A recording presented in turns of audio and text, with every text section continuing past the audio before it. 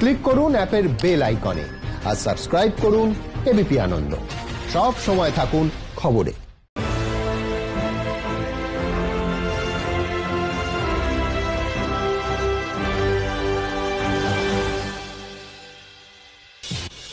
নমস্কার, দেখছেন এবিপি আনন্দ। আপনাদের সঙ্গে আমি শুভ্রজিৎ। শুরু করছি আমাদের এই বিশেষ অনুষ্ঠান। দেশে এবং বাংলায় একদিনে রেকর্ড করোনা সংক্রমণ, ভারতে মৃত্যুর হার কম বললেন মোদী, অব্যাহত পরিযায়ী দুর্ভোগ। আমরা এই নিয়ে আলোচনা করব। আলোচনার জন্য যারা উপস্থিত রয়েছেন শুরুতে প্রত্যেকের সঙ্গে আসুন পরিচয় করিয়ে দিই। রয়েছেন আমাদের সঙ্গে সৌরভ শিকদার, সুমন বন্দ্যোপাধ্যায়, চয়ন ভট্টাচার্য এবং চিকিৎসক অপূর্ব ঘোষ। আমি প্রত্যেকের কাছে আসবো, কিন্তু শুরুতে উদ্বেগের সেই ছবিটা আপনাদের সামনে রাখবো। করোনায় সংক্রমণের নিরিখে সারা দেশ জুড়ে এবং অবশ্যই আমাদের রাজ্যে তৈরি হলো নতুন রেকর্ড। দেখুন, চতুর্থ দফার লকডাউনের পর এবার আনলক 1। কেন্দ্রীয় সরকার জানিয়েছে ধাপে ধাপে তোলা হবে লকডাউন, কিন্তু চতুর্থ দফার লকডাউনের শেষ দিনে ভেঙে গেল দেশ ও রাজ্যে একদিনে করোনা সংক্রমণের আগের সমস্ত রেকর্ড। রবিবার রাজ্য সরকারের দেওয়া তথ্য অনুযায়ী গত 24 ঘন্টায় রাজ্যে রেকর্ড 371 জন করোনা আক্রান্ত হয়েছেন। আর কেন্দ্রীয় স্বাস্থ্য মন্ত্রকের দেওয়া পরিসংখ্যান অনুযায়ী গত 24 ঘন্টায় দেশে 8,380 জনের শরীরে নোভেল করোনা ভাইরাসের হদিশ মিলেছে, যা এখনো পর্যন্ত সর্বাধিক। একটা ফ্লাইট যেমন টেক অফ করে এয়ারপোর্টে ছবি দেওয়া থাকে না, যেখান থেকে ডিপার্চার লাউঞ্জে এরোপ্লেনটা এরকম থাকে আর অ্যারাইভাল লাউঞ্জে এরোপ্লেনের ছবিটা এরকম করা থাকে। তো আমরা এখন ডিপার্চার লাউঞ্জে আছি। একজন মানুষের ইনফেকশনের পরে এই ভাইরাসটা কিভাবে ইভেন সবার অজ্ঞাতে মানুষকে একেবারে মৃত্যুর দোরগোড়ায় পৌঁছে দিচ্ছে। রবিবার রাজ্য সরকারের দেওয়া তথ্য অনুযায়ী গত 24 ঘন্টায় রাজ্যে করোনায় মৃত্যু হয়েছে 8 জনের। রাজ্যে করোনা আক্রান্তের সংখ্যা বেড়ে দাঁড়িয়েছে 5,501। করোনায় মোট মৃত্যু হয়েছে 245 জনের। কোমরবিডিটিতে মৃত্যু হয়েছে 72 জনের। রাজ্যে করোনা মুক্ত আরও 187 জন। সব মিলিয়ে সুস্থ হয়েছেন 2,157 জন। এই প্রেক্ষাপটে রাজ্যে সংক্রমণের শিকড় কতটা গভীরে, জনসংখ্যার নিরিখে সংক্রমণের হার কত, তা জানতে রাজ্যগুলিকে আইজিজি এলাইজা পদ্ধতিতে সেরো সার্ভে করার পরামর্শ দিয়েছে আইসিএমআর। স্বাস্থ্য দফতর সূত্রে অবশ্য দাবি 14 মে থেকেই বাংলায় এই সেরো সার্ভে চলছে। এই পরিস্থিতিতে সকলকে আরো বেশি সতর্ক থাকার পরামর্শ চিকিৎসকদের। আইজিজি এলাইজা পদ্ধতিতে সেরো সার্ভে করার পরামর্শ। অন্যদিকে রবিবার কেন্দ্রীয় স্বাস্থ্য মন্ত্রকের দেওয়া পরিসংখ্যান অনুযায়ী গত 24 ঘন্টায় দেশে করোনায় মৃত্যু হয়েছে 193 জনের। সব মিলিয়ে মৃতের সংখ্যা 5,000 ছাড়িয়ে গিয়েছে।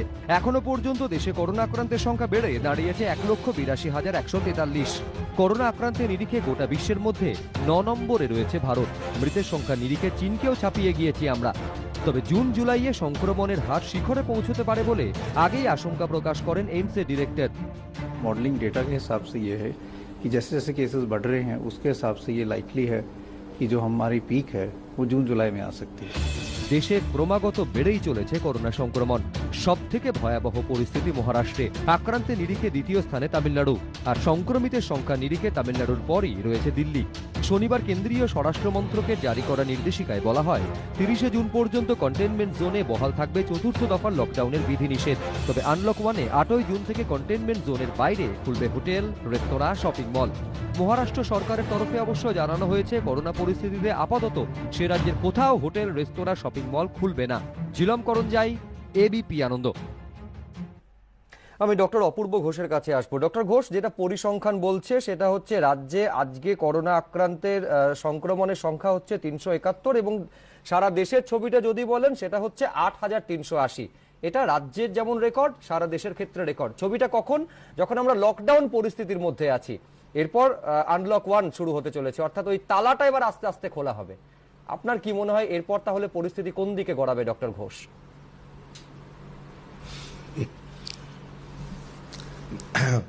দেখুন, আমার তো মনে হয় যে তালাটা খোলার সময় ডিজিজ অনুযায়ী এখনো হয়নি, কিন্তু তালাটা খোলার সাথে খোলা না খোলার সাথে তো আমাকে অন্যান্য ফ্যাক্টরগুলোও দেখতে হবে, যে কত লোক না খেয়ে কষ্টে আছে, কিভাবে তাদের জীবন চলবে সেটাও তো আমাদেরকে দেখতে হবে।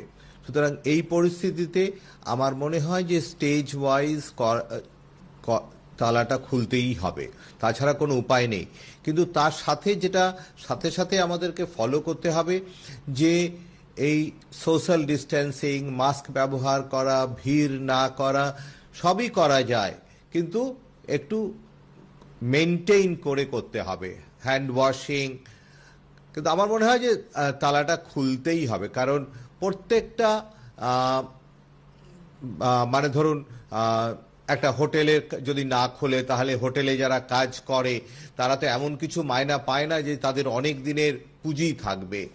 তেমনি রুটি রুজির প্রশ্ন মন্দিরের আশেপাশে যারা দোকান করেছে তাদেরও তো এমন কিছু পুঁজি নেই যে তাদেরও চলবে। হ্যাঁ, মানুষের জীবনটাও তো এর সাথে জড়িয়ে। আমি হয়তো করোনায় মরলাম না, কিন্তু না খেয়ে মরলাম, সেটাও তো কাম্য নয়। একেবারে আপনি যেটা বলছেন যে সংক্রমণের উপর যেমন নিয়ন্ত্রণটা দরকার, পাশাপাশি ইকোনমিক অ্যাক্টিভিটি সেটাকেও তো মানে অর্থনীতির চাকাটাকেও তো গড়ানো দরকার। এখানেই তো সব থেকে বড় প্রশ্নটা আসে ডক্টর ঘোষ, এই দুটোর মধ্যে ভারসাম্য চালাতেই হবে। উপায়টা তাহলে কি হতে পারে? একটু ডিফিকাল্ট। আমাদেরকেই সচেতন হতে হবে যে ধরুন রেস্টুরেন্ট খুললো মানেই একেবারে সবাই মিলে যে ভিড় করলাম। আমার মনে হয় যে রেস্টুরেন্টেও বাই অ্যাপয়েন্টমেন্ট করতে হবে। আমরা যেমন আমাদের ক্লিনিকগুলোকে খুলেছি, সেগুলোকে স্ট্রিক্টলি বাই অ্যাপয়েন্টমেন্ট।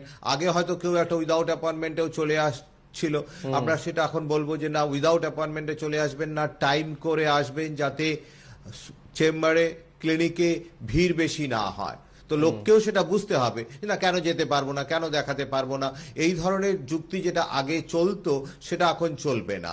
তো রেস্টুরেন্ট, হোটেল, যেটা বলা হয়েছে যে মন্দির মসজিদ 10 জনের বেশি যাওয়া সম্ভব হবে না, তো সেটা সব জায়গাতেই আমাদেরকে মেনটেন করতেই হবে।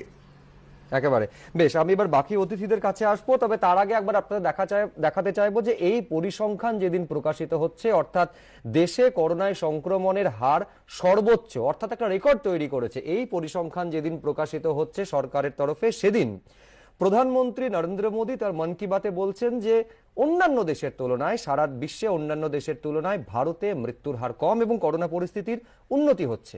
বিরোধীরা অবশ্য কটাক্ষ করতে ছাড়েনি তা নিয়ে। দেখুন, हमारे देश में कोरोना उतनी तेजी से नहीं फैल पाया जितना दुनिया के अन्य देशों में फैला। দেশে হুহু করে বাড়ছে করোনায় আক্রান্ত মৃতের সংখ্যা, প্রতিদিন তৈরি হচ্ছে রেকর্ড। এই পরিস্থিতিতে রবিবার ছিল প্রধানমন্ত্রীর মন কি বাত অনুষ্ঠান।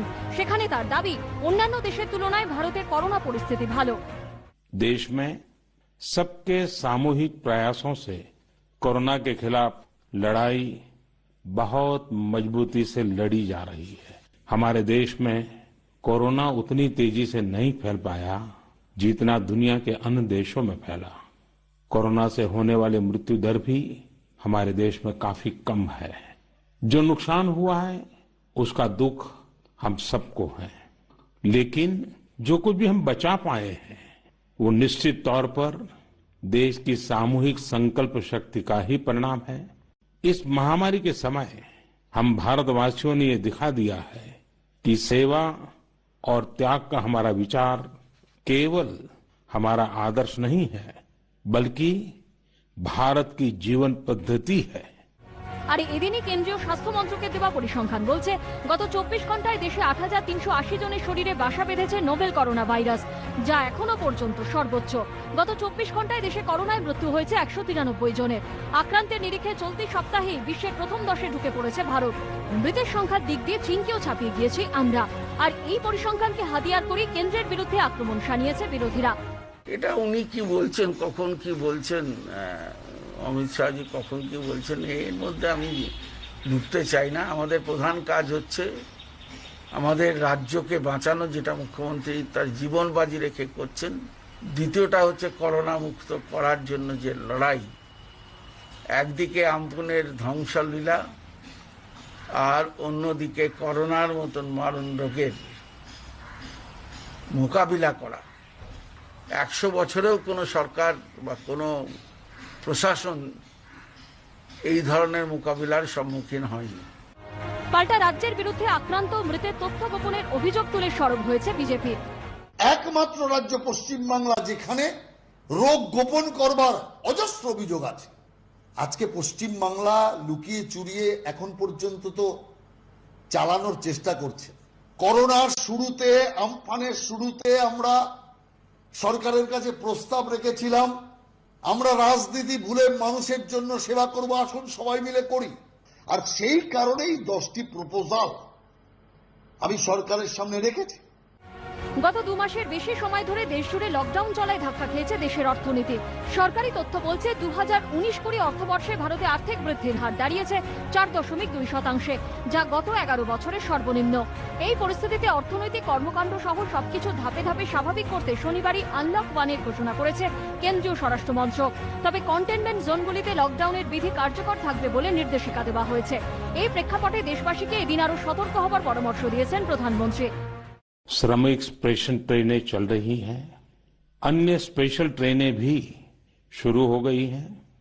तमाम सावधानियों के साथ हवाई जहाज उड़ने लगे हैं। धीरे धीरे उद्योग भी चलना शुरू हुआ है, यानी अर्थव्यवस्था का एक बड़ा हिस्सा अब चल पड़ा है, खुल गया है। ऐसे में हमें और ज्यादा सतर्क रहने की आवश्यकता है। 2 गज की दूरी का नियम हो, उसमें जरा भी ढिलाई नहीं बरतनी चाहिए।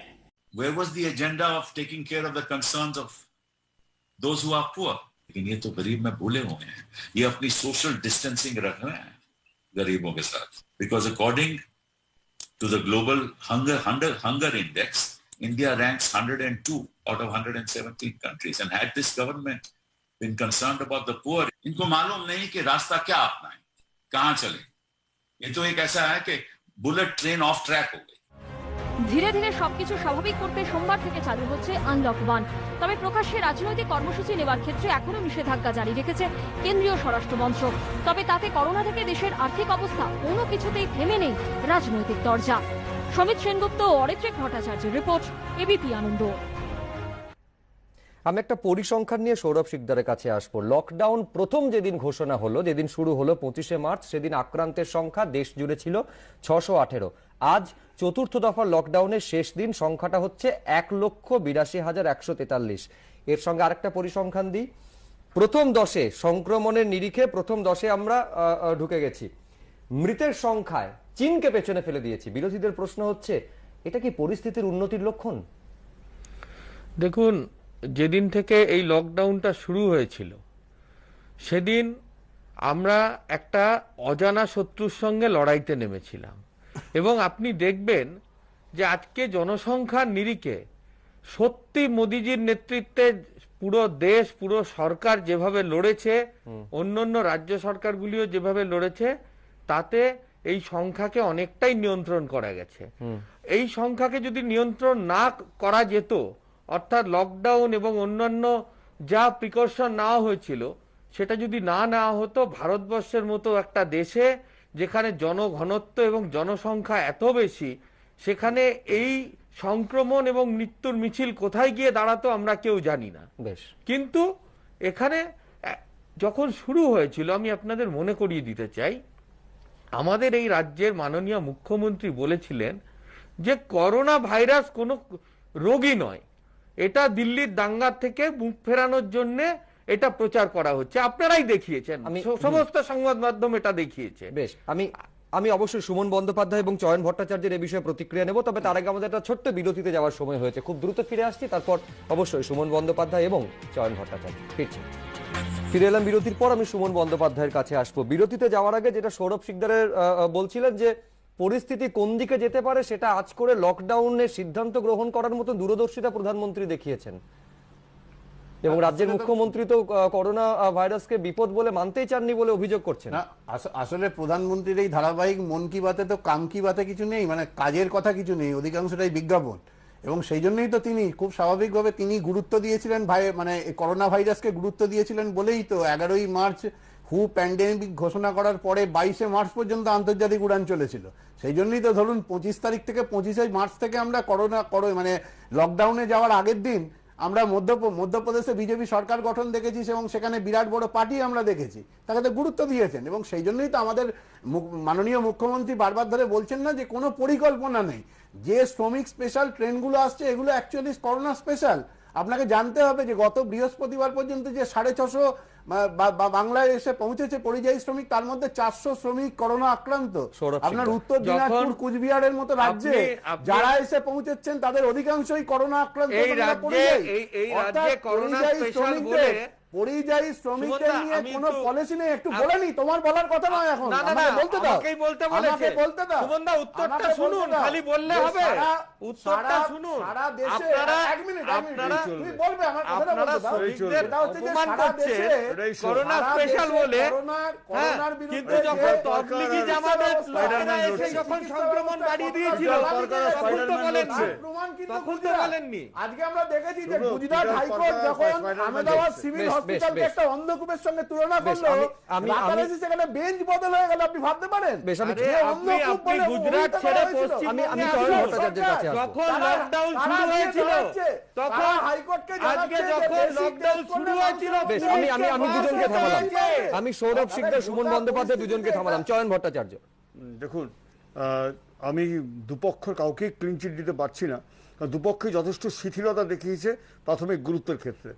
আমরা এখানে পরিষ্কার বলা যাক যে লকডাউন বলুন বা যে ধরনের সিদ্ধান্ত নেওয়া হোক কেন্দ্রীয় সরকারের পক্ষ থেকে অপরিকল্পিতভাবে নেওয়া হয়েছিল, যে কারণে বিপদটা বেড়েছে বই কমেনি। এক, দুই, সেটা হচ্ছে যে শিথিলতার প্রসঙ্গ যদি এসে যায়, শিথিলতার প্রসঙ্গ তো আসবে এবং পরিকল্পিতভাবে এটার প্রতিরোধক ব্যবস্থা, যেটা আমরা আশা করেছিলাম প্রধানমন্ত্রীর কাছ থেকে, কি কি করতে নেই সেগুলো উনি বলেছিলেন, কিন্তু প্রতিষেধক হিসেবে কি কি করা দরকার সেগুলোর বদলে যা যা নিদান দিয়েছিলেন আপনারা সেগুলো জানেন, সেগুলো সোশ্যাল মিডিয়াতে যথেষ্ট চর্চা হয়েছে, আমি সে প্রসঙ্গে যাচ্ছি না।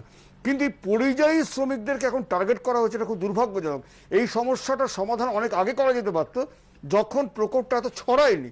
আজকে অভুক্ত মানুষগুলো দুর্বল শরীরে আসছেন, একই অভিযোগ শাসক দলের তরফেও করা হচ্ছে যে পরিকল্পনাহীনতার মাসুল দিতে হচ্ছে আজকে সাধারণ মানুষকে, বিশেষ করে পরিযায়ী শ্রমিকদের।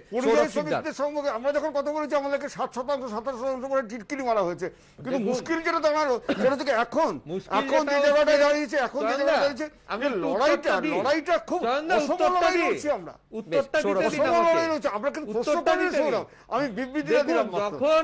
যখন আমাদের রাজ্যে পরিযায়ী শ্রমিকদের ফেরত আনানোর জন্য ট্রেন চালানোর পরিকল্পনা নেওয়া হয়েছে, পশ্চিমবঙ্গ হচ্ছে সেই রাজ্য যে সব থেকে কম ট্রেনের রিকোয়ারমেন্ট দিয়েছে। ট্রেন কখন চালানো হলো সৌরভ? আমি আপনাকে খুব সবিনয় জিজ্ঞেস করছি, কবে চালিয়েছিলেন? পরিযায়ী শ্রমিকরা তাদের করোনা স্পেশাল বলে তাচ্ছিল্য করছে। এটা মাত্র আমার হিসেব দাঁড়াচ্ছে 23 থেকে 24 দিন আগে। তার আগে তো পরিযায়ী শ্রমিকদের কেউ ভাবেইনি, আমরাই খালি চিৎকার করে গেছি, আমরাই খালি রেশনের জন্য চিৎকার করেছি। সুমন বন্দ্যোপাধ্যায় কিছু বলতে চাইছেন, আমি চয়নদাকে থামালাম। সুমন বন্দ্যোপাধ্যায় কিছু বলতে চাইছেন, আমাদেরকে কথা গুরুত্বই দেওয়া হয়। চয়নদা, সুমন বন্দ্যোপাধ্যায় কিছু বলতে চাইছেন। আমি একটা কথা বলছি যে পরিযায়ী শ্রমিকদের নিয়ে সরকারের, কেন্দ্রীয় সরকারের কোনো নীতি আছে? আমি যে 20 লক্ষ টাকার প্যাকেজের কথা বললাম, আসলে এটা 2 লক্ষ কোটি টাকার প্যাকেজ, 20 লক্ষ কোটি টাকার প্যাকেজ নয়, 1% মোটে জিডিপির। তাহলে তার মধ্যে কি পরিযায়ী শ্রমিকদের জন্য কোনো পরিকল্পনা আছে? তাদের হাতে অর্থ তুলে দেওয়ার কোনো পরিকল্পনা আছে? আমি বলছি যে পরিযায়ী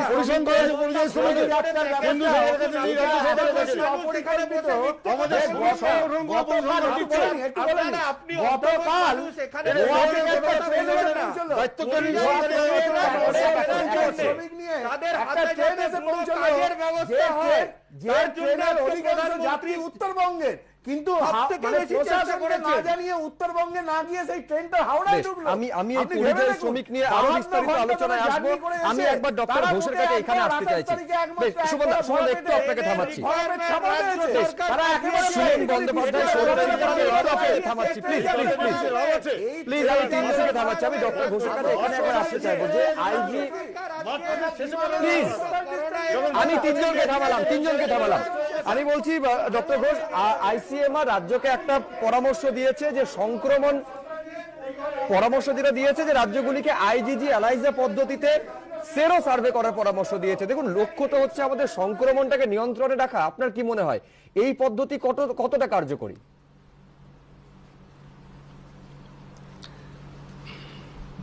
না, আমার মনে হয় না এই পদ্ধতি খুব একটা বেশি কার্যকর হবে করোনা ইনফেকশনটা আটকাতে। কিন্তু যেটা হয় যে আমাদের কত পার্সেন্টেজ অফ পপুলেশন আস্তে আস্তে ইনফেক্টেড হয়ে যাচ্ছে এবং কখন আমরা হার্ড ইমিউনিটিতে যেতে পারবো, সেই সব ব্যাপারগুলোতে এটার দরকার। কিন্তু এটা ঠিক আপনার ইনফেকশন তো আটকাবে না, সুতরাং এটা পাশাপাশি চলবে।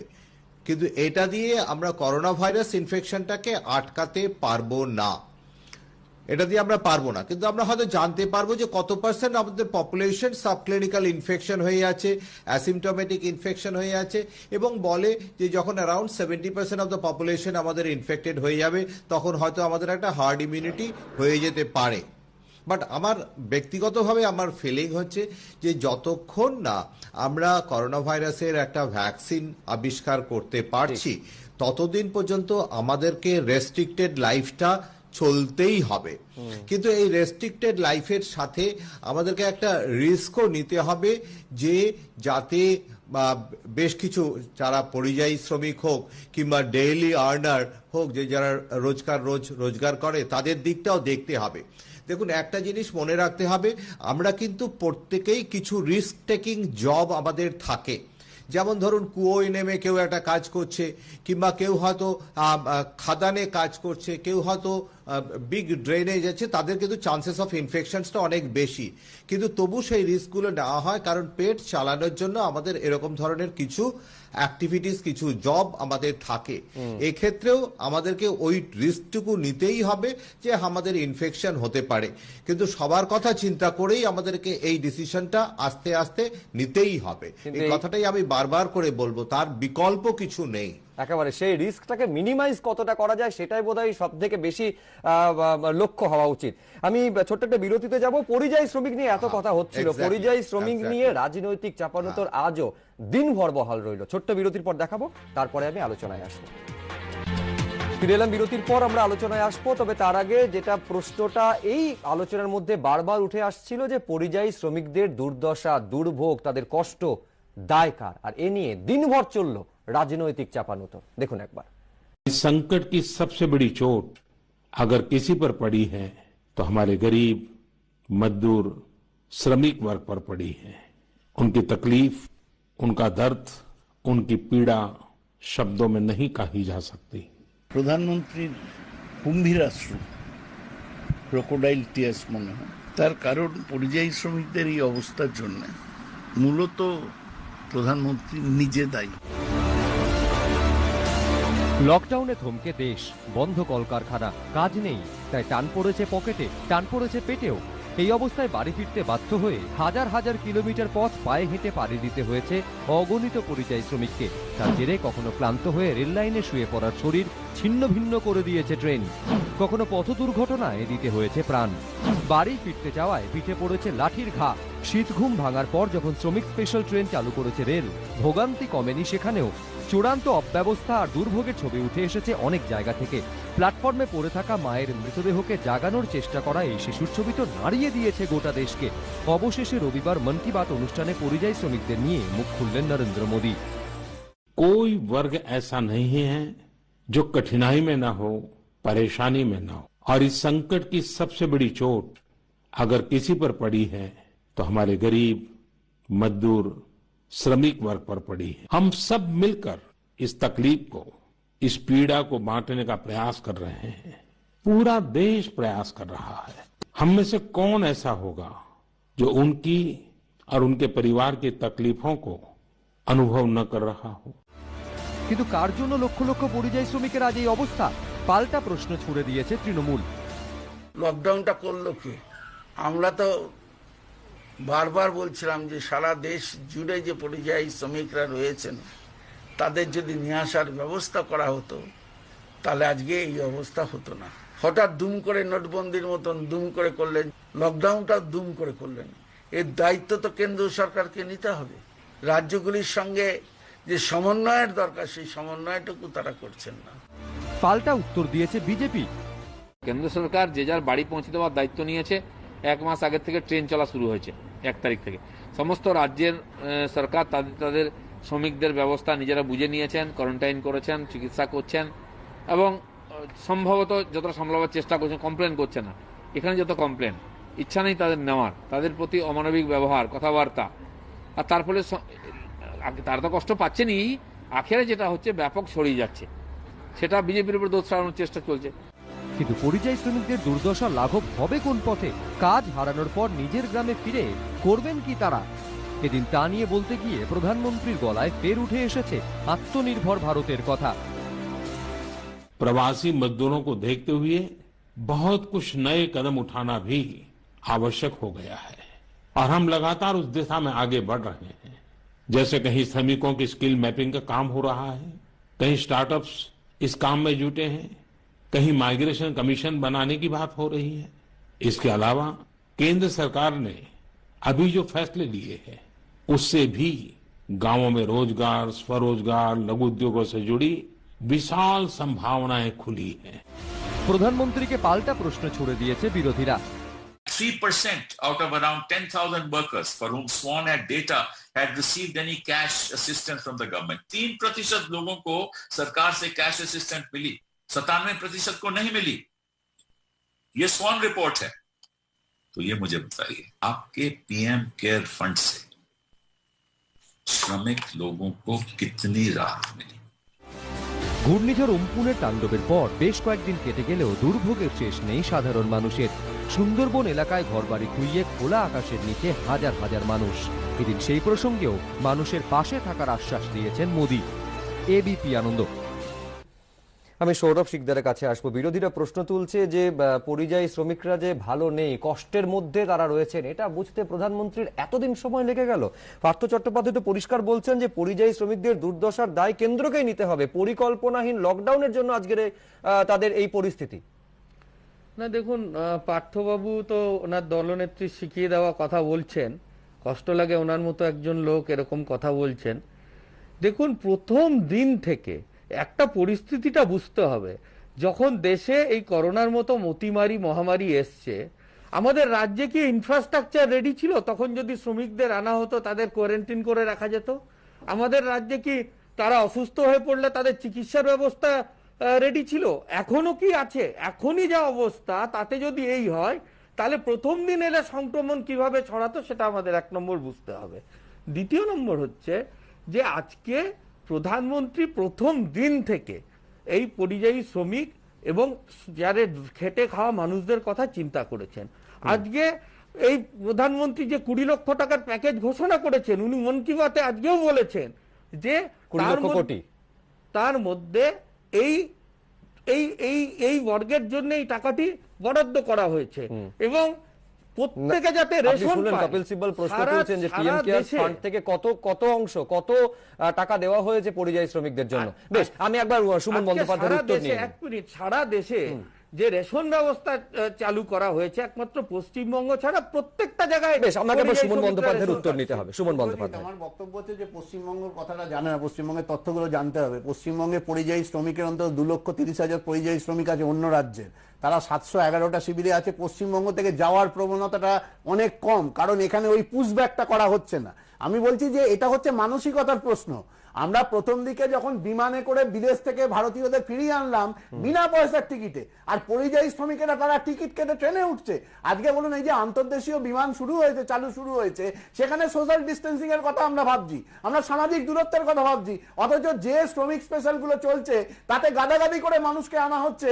সেই শ্রমিকগুলোর কি ন্যূনতম অধিকার নেই? তারা পরিযায়ী, প্রথম তো পরিযায়ী কথাটাতেই আপত্তি, কারণ দেশের সংবিধান তাকে স্বীকৃতি দিয়েছে যে দেশের যে কোনো অংশে গিয়ে সে চাকরি করতে পারে। আজকে আমরা দেখছি যে আইএলও থেকে চিঠি আসছে প্রধানমন্ত্রীর কাছে, যে কারণ শ্রমের যে আইন, সেই আইন লঙ্ঘন করার প্রবণতা তৈরি হয়েছে। 8 ঘন্টা যে শ্রমিকদের খাটানোর যে অধিকার, তার থেকে বাড়ানোর প্রবণতা শুরু হয়েছে কেন্দ্রীয় সরকার এবং বিজেপি শাসিত রাজ্যগুলো চালছে। আমি বলছি মানসিকতার পার্থক্য। এই প্রমাণ, এই উদাহরণগুলোই তার প্রকৃষ্ট প্রমাণ। আপনার হয়েছে খুব সংক্ষেপে সৌরভ শিকদার। পশ্চিমবঙ্গের আজকে এই দুর্দশা যদি না হতো, আজকে আমাদের বিহার বা ঝাড়খণ্ড, আসামের থেকে বেশি লোক পশ্চিমবঙ্গ থেকে অন্য রাজ্যে কাজ করতে যায়। খালি মুম্বাই শহরের মতো জায়গায় 1 লক্ষের বেশি স্বর্ণশিল্পী যায় এই পশ্চিমবঙ্গ থেকে কাজ করতে। আজকে তাহলে আপনি কেন এখানে কাজের ব্যবস্থা কেন করে দিতে পারছেন না? আপনি এখানে কেন কাজের ব্যবস্থা করে দিতে পারছেন না? আজকে আমাদের পাশের রাজ্য বিহারে আসামেও কাজ করতে যায়, এখানে যদি কাজের ব্যবস্থা থাকতো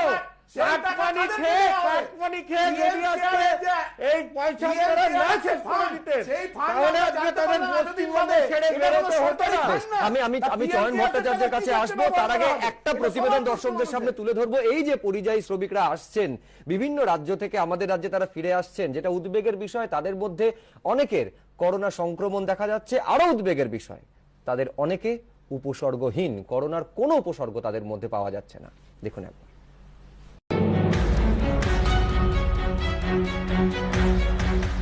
জেলায় জেলায় বাড়ছে করোনা সংক্রমণ। কোচবিহারে ফের সংক্রমিত পরিযায়ী শ্রমিকরা। সংক্রমণ বীরভূমেও। শুক্রবারও রাজ্যের মধ্যে গ্রিন জোনের তালিকায় ছিল কোচবিহার, কিন্তু দুদিনের মধ্যেই বদলে গেল ছবিটা। করোনা আক্রান্ত ভিন রাজ্য থেকে ফেরা আরো 37 জন শ্রমিক। শনিবার 32 জন পরিযায়ী শ্রমিকের রিপোর্ট পজিটিভ আসে। এ নিয়ে জেলায় করোনা আক্রান্ত 69 জন পরিযায়ী শ্রমিক।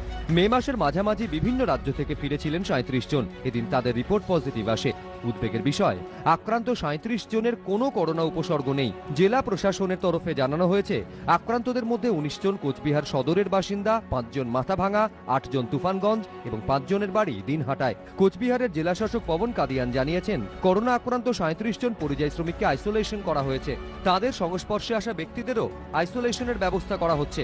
জেলা স্বাস্থ্য দপ্তর সূত্রে খবর, কোচবিহারে কোভিড পরীক্ষার কোনো কেন্দ্র নেই। জেলা থেকে সংগ্রহ করা নমুনা উত্তরবঙ্গ মেডিকেল কলেজে পাঠানো হয়। পরিকাঠামোর অভাবের জন্য রিপোর্ট আসতে দেরি হয়েছে। সোমবার থেকে কোচবিহার মেডিকেল কলেজ ও হাসপাতালেও করোনা পরীক্ষা শুরু হবে। জেলায় করোনা আক্রান্তের সংখ্যা হু হু করে বাড়ছে দেখে এদিন রাস্তায় নামেন দিনহাটার তৃণমূল বিধায়ক উদয়ন গুহ।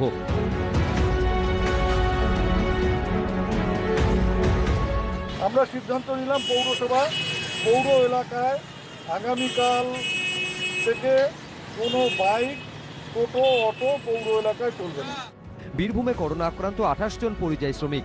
জেলা প্রশাসন সূত্রে খবর, সম্প্রতি মহারাষ্ট্র থেকে ফেরেন তারা।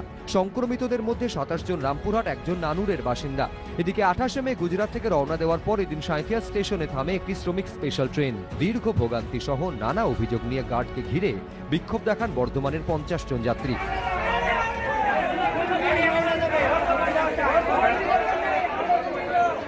কালকে 12টার সময় হাওড়ায় নিয়ে আসার কথা, কিন্তু কালকের 12টার সময় গাড়ি হাওড়ায় আসেনি। আমাদের 4 দিন ধরে ঘুরানো হচ্ছে। আমাদের সব ফ্যামিলি নিয়ে ছোট ছোট বাচ্চা আছে, তারা কান্নাকাটি করছে। তাদের জন্য দুধ সব খাওয়া দাওয়া সব শেষ হয়ে গেছে। তাছাড়া আমাদের খাওয়া দাওয়ার খুবই অসুবিধা হচ্ছে।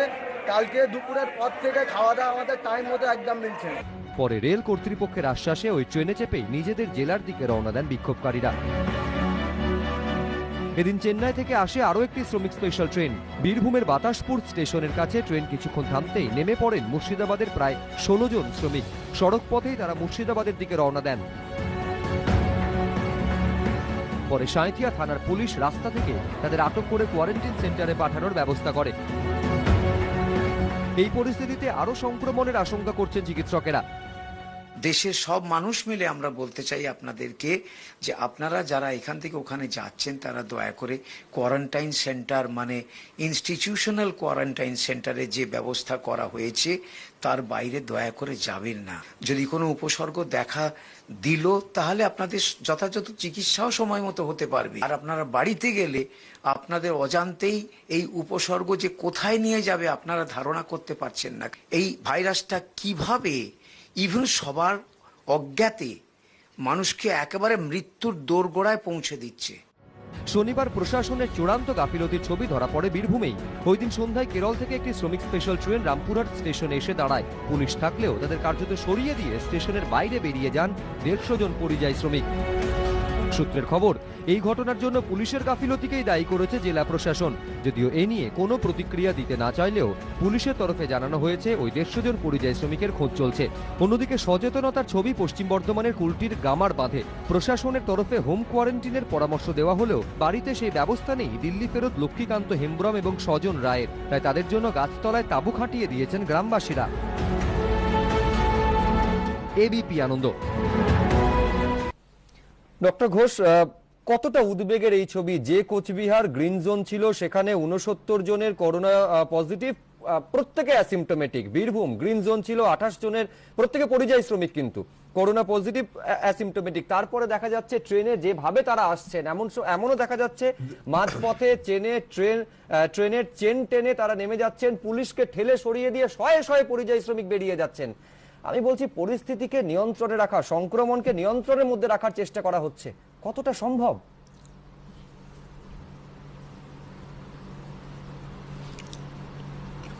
দেখুন, এটা তো সম্ভব হবে না। তবে আশার ব্যাপার যেটা, সেটা হচ্ছে যে অ্যাসিমটোমেটিক ইনফেকশনসটা বেশি হচ্ছে এবং যারাই অ্যাসিমটোমেটিক ইনফেকশনস হয়ে যাচ্ছে তারা কিন্তু প্রোটেক্টেডও হয়ে যাচ্ছে, তাদের একটা ইমিউনিটিও ডেভেলপ করে যাচ্ছে। তো প্রবলেম যেটা, সেটা হচ্ছে যে অল্প বয়সী যারা অ্যাসিমটোমেটিক ইনফেকশনস হচ্ছে এবং তারা কিন্তু ইনফেকশাস, তারা তার মানে যে ওল্ডার এজ পপুলেশনকে তারা ইনফেক্ট করে দেবে। একটা ব্যাপার তো সত্যি যে কিছু ডেভেলপড কান্ট্রিতে ওদের মর্টালিটি রেটটা অনেকটা হাই। তার একটা কারণ হচ্ছে যে ওদের ওল্ডার জেনারেশন পপুলেশন মানে 80 to 90s অনেক বেশি।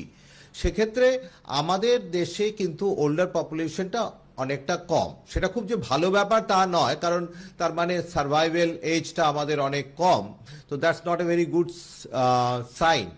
কিন্তু যদি অ্যাসিমটোমেটিক ইনফেকশন হতে থাকে তাহলে আস্তে আস্তে সমগ্র সমাজটা প্রোটেক্টেড হয়ে যাবে যতক্ষণ না আমাদের ভ্যাকসিনস হচ্ছে। তো সেইটাই আমি বলছি যে দেখুন, আপনি তো আটকে দিতে পারবেন না, টোটাল আটকে দিতে পারবেন না। আমাদের সিরিয়াস ডিজিজ হলে তার যাতে চিকিৎসাটা আমরা করতে পারি ভালোভাবে, সেইটাই আমাদেরকে দেখতে হবে। এবং কার সিরিয়াস হবে কার সিরিয়াস হবে না সেটা বলা মুশকিল। তবে হ্যাঁ, ওল্ডার এজ পপুলেশন তারাই মোর রিস্কি, কিংবা কোমরবিড কন্ডিশনস তারাই মোর রিস্কি এজ, সেইটাকেই আমাদেরকে দেখতে হবে। কিন্তু আপনি ইনফেকশন এখন আটকাতে পারবেন না, একেবারে নিঃসন্দেহে। সেটা বোধহয় সব থেকে বেশি উদ্বেগের জায়গা। আমাদের ছোট্ট বিরতিতে যাওয়ার সময় হয়েছে, বিরতির পর আমি চয়ন ভট্টাচার্যের কাছে আসবো। ছোট্ট বিরতি, ফিরে এলাম বিরতির পর, আমি চয়ন ভট্টাচার্যের কাছে আসবো। দেখুন চয়নদা, পরিযায়ী শ্রমিকরা যে দুর্দশার মধ্যে রয়েছেন তা নিয়ে দায় ঠেলাঠেলি চাপানুতর চলছে। আমার সিম্পল প্রশ্ন, এই পরিস্থিতি কি এড়ানো যেত না? দেখুন, এড়ানো যেত অবশ্যই।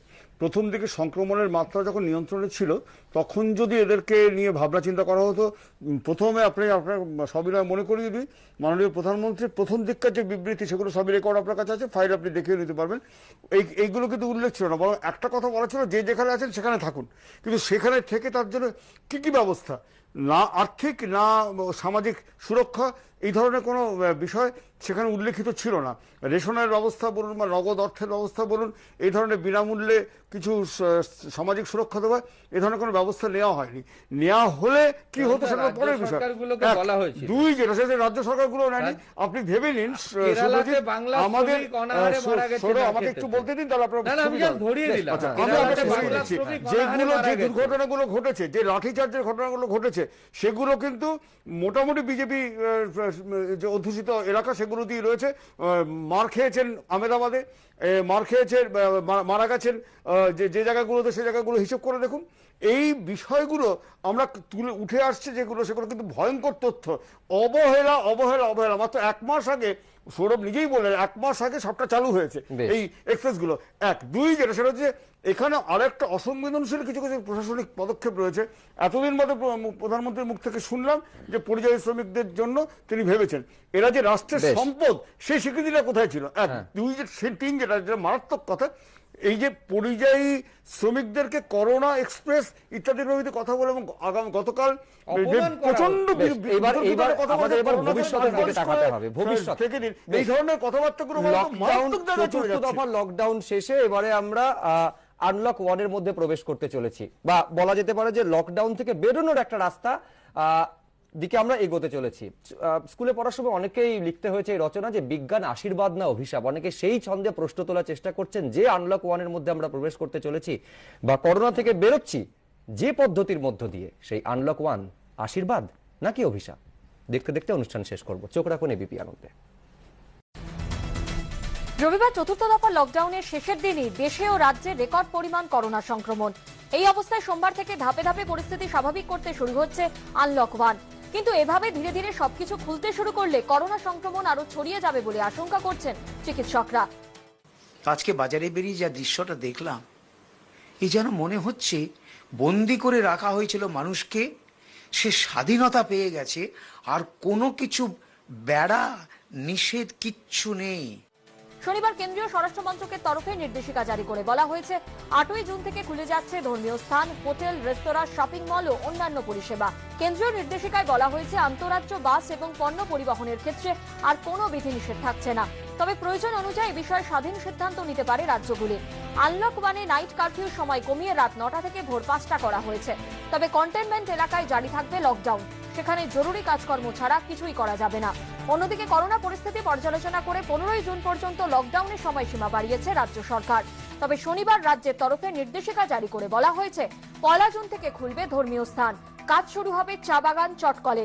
পাশাপাশি বলা হয়েছে রিয়েলিটি শো ছাড়া সোমবার থেকে রাজ্যের শর্ত সাপেক্ষে চালু হবে সিনেমা সিরিয়ালের শুটিং ইউনিটে থাকতে পারবেন সর্বাধিক 35 জন। কিন্তু করোনা নিয়ে সাধারণ মানুষ কি আদৌ সচেতন হয়েছেন? রাস্তাঘাট, দোকান বাজারে কি সচেতনতার ছবি ধরা পড়ছে?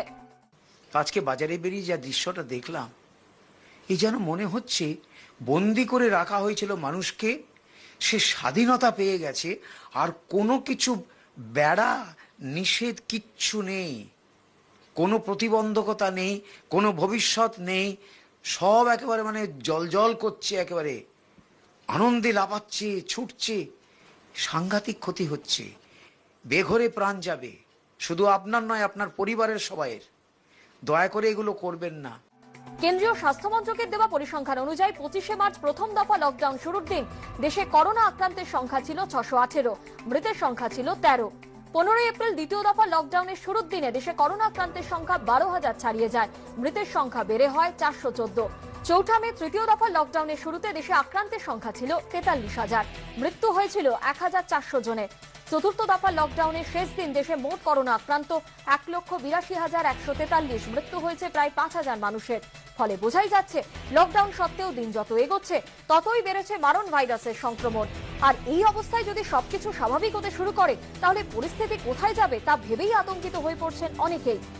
যে ধীরে ধীরে করে আমাদের কাজ করতে হবে, অফিসে যেতে হবে, আমাদের খানিকটা যাতায়াত করতে হবে, কিন্তু প্রতিটা পদক্ষেপের মধ্যে কিছুটা বাড়তি অসুবিধে হলেও আমরা যদি আমাদের পার্সোনাল হ্যাবিট এবং পার্সোনাল হাইজিনগুলো যদি মনে করি যে লকডাউন থেকে আমরা আনলকডাউনে যাচ্ছি বলে আমরা কেয়ারফুল থেকে কেয়ারলেস হয়ে যাব, তাহলে কিন্তু আমরা এই বাঁধ, এই যে একটা মোটামুটি যা পরিস্থিতি আমাদের আছে, এটা কিন্তু আরো ভয়ঙ্কর হয়ে উঠবে।